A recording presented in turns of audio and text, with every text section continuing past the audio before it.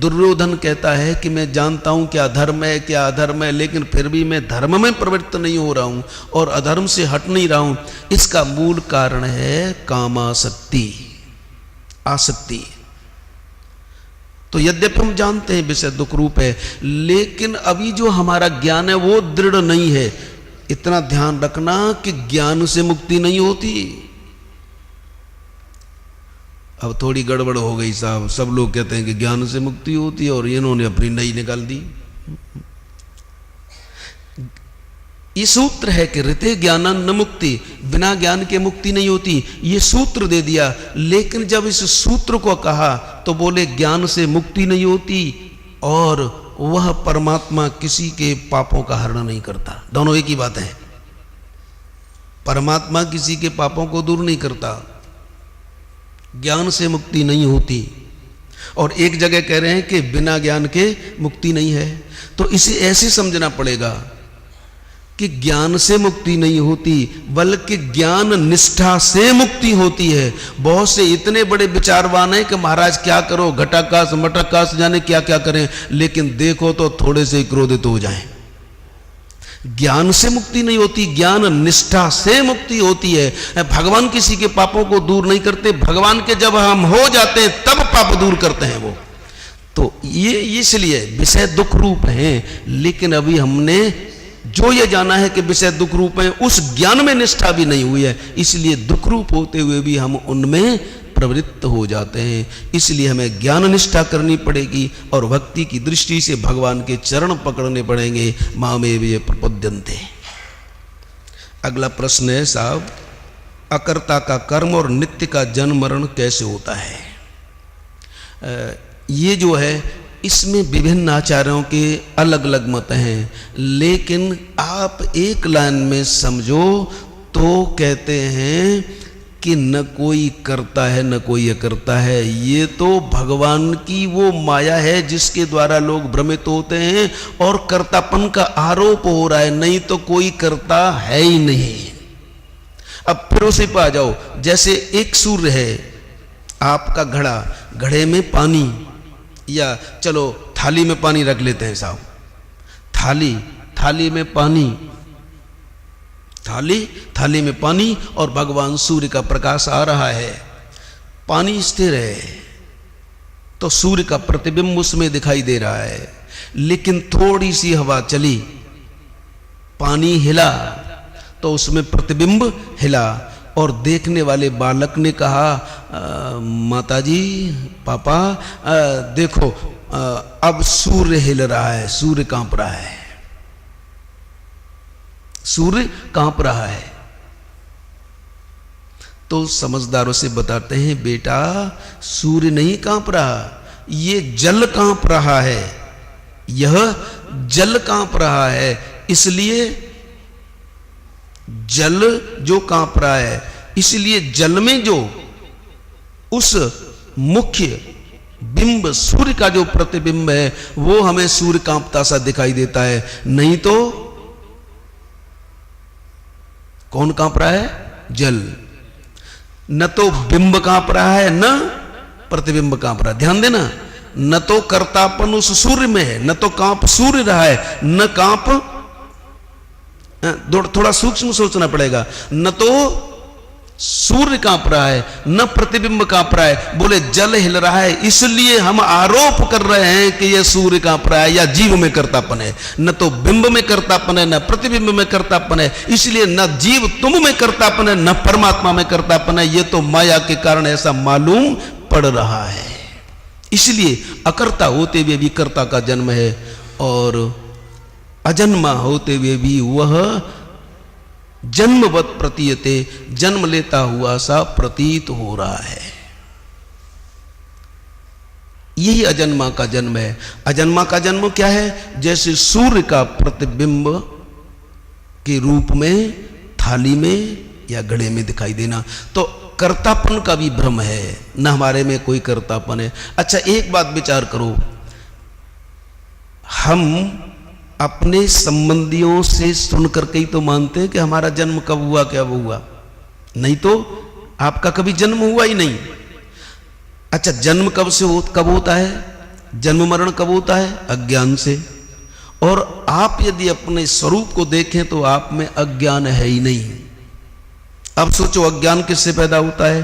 बोले तमोगुण का कार्य अज्ञान है, तमोगुण का कार्य आलस है। तो उस दिन हमने संकेत किया था कि कोई भी आज तक नहीं बता सकता कि मेरा जन्म कब हुआ।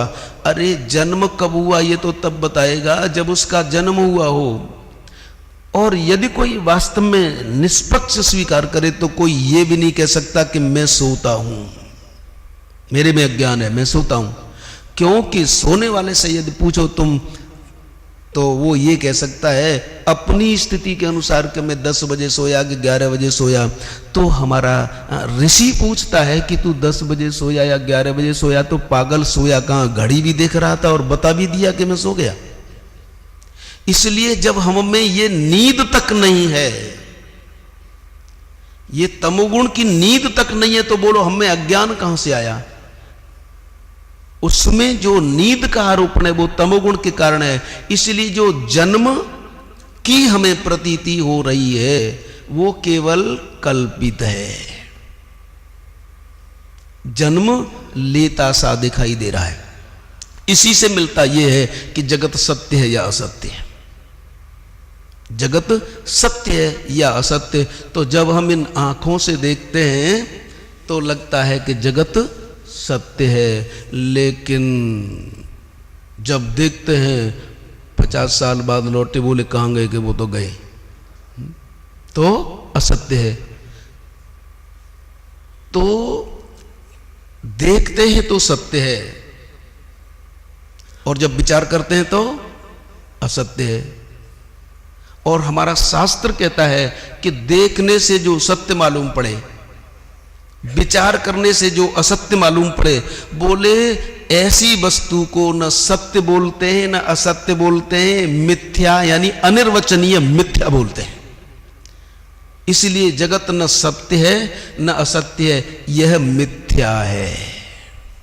जगत न सत्य है न असत्य है, इसे क्या बोलते हैं?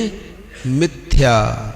शास्त्र की भाषा में सत असत अनिर्वचनीयत्वम मिथ्यात्वम, जो सत और असत दोनों है। देख रहे हैं तो सत, विचार कर रहे हैं तो असत, ऐसी जो अनिर्वचनीय वस्तु है ये जगत मिथ्या है।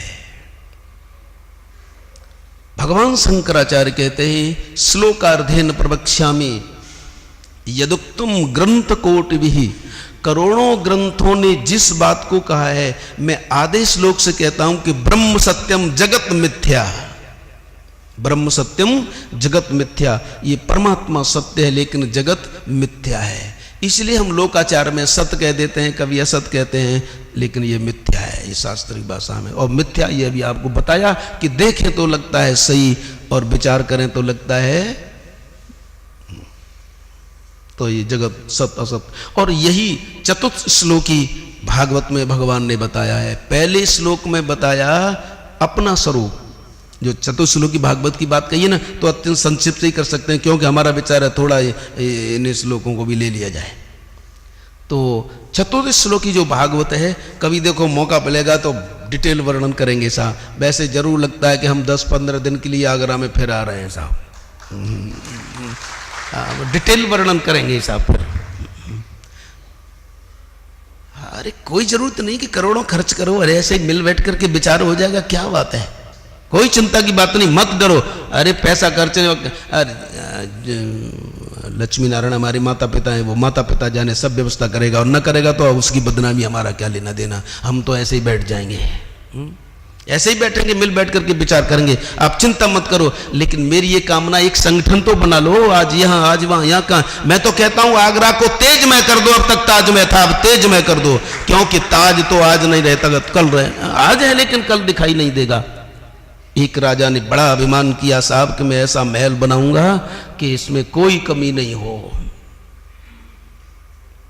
बनाया सा उसने, बड़ा अभिमान, गुरुजी मैंने एक ऐसा महल बनाया है, आओ इसमें कोई कमी। गुरुजी ने लगा कि बच्चों को कुछ करके कुछ हो गया है, तो कहने लगे बेटा, हाँ। बोले बताओ गुरुजी, है इसमें कोई कमी? बोले बेटा इसमें 2 कमी रह गई हैं। चेहरा उतर गया राजा का। बोले क्या कमी रह गई है? बोले इसमें 2 कमी रह गई हैं। एक तो जिसको बनाया है ये महल नहीं रहेगा, और जिसने बनवाया है वो नहीं रहेगा। इसमें 2 कमी है। इसलिए कोई चिंता की बात नहीं। अब तक ये आगरा ताजमहल था, लेकिन संगठन बना लो चारों तरफ।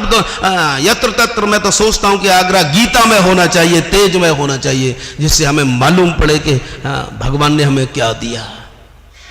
और इतना ध्यान रखना, भगवान जिस पर कृपा करते हैं उसे ताज नहीं देते, तेज देते हैं, क्योंकि वो जानते हैं ताज दे दूंगा तो ये फंस जाएगा।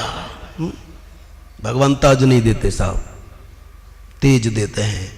और यदि हमारी बात नहीं मानो तो श्रीमद् भगवद गीता 9वां अध्याय उठाओ, भगवान 10वां अध्याय उठाओ। भगवान कहते हैं जिस पर मैं कृपा करता हूं उसे बुद्धि योग देता हूं, उसे तेज देता हूं। बोलो सच्चिदानंद भगवान। तो 4 श्लोकों में चतुश्लोकी भागवत है। पहले में वही वर्णन है जो अब तक कहा, परमात्मा का स्वरूप, कि पहले भी वह है, बाद में भी वही रहेगा, और बीच में तो ये कुछ का कुछ जो दिखाई देता है वो केवल ऐसे ही है। तो जो बच रहे, भगवान कहते हैं यो वशिष्येत, जो बच रहे वो मैं हूं।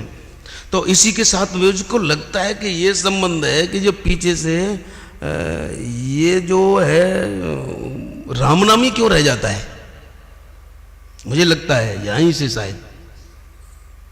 और एक बड़ा अच्छा आया है कि भगवान का नाम सत्य है। वैसे भगवान शिव भी कहते हैं कि राम राम सत्य है, तो भगवान का नाम राम ही क्यों, वो ही क्यों? सब लोग राम राम क्यों बोलते? राम राम सत्य, राम राम सत्य। तो देखो चतुश्लोकी भागवत, कितने श्लोक? 4। अच्छा, फिर भगवान ने अगले श्लोक में माया का स्वरूप वर्णन किया। ध्यान देना, इस चतुश्लोकी भागवत तो अंक कितना बन गया? 4। फिर भगवान ने किसका वर्णन किया? माया का। और माया हमें कितनी तरह से परेशान करती है, भगवान ने कितने लक्षण बताए इसमें? 5। और हमें दुनिया की दृष्टि से कितने रूपों में परेशान करती है? शब्द, स्पर्श, रूप, रस, गंध। इसलिए कोई भी वस्तु मिले, आप उसमें 4 का गुणा कर दो।